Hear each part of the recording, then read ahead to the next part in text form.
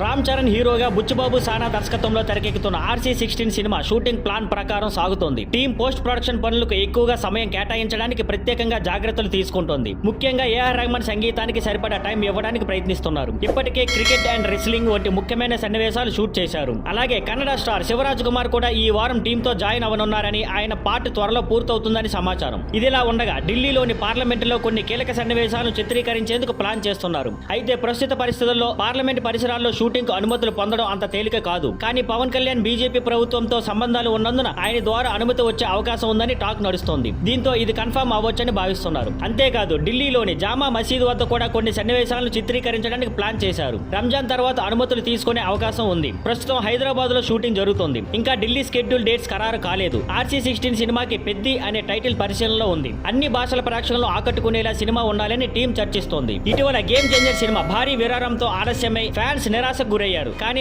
RC16 పై భారీ అంచనాలు ఉన్నాయి. ఈ ఏడాది దసరా లేదా దీపావళికి విడుదల చేయాలని ప్లాన్ చేస్తున్నారు. లేదంటే 2026 వేసవి రిలీజ్ గా ఫిక్స్ చేయబోతున్నట్లు సమాచారం. ఫ్యాన్స్ ఎంతగానో ఎదురు చూస్తున్న RC16 బుచ్చిబాబు దర్శకత్వంలో రామ్ చరణ్ కెరీర్ లో మరో బిగ్ బ్లాక్ బస్టర్ అవుతుందా? చూడాలి. Thank you for watching. Please like, share and subscribe.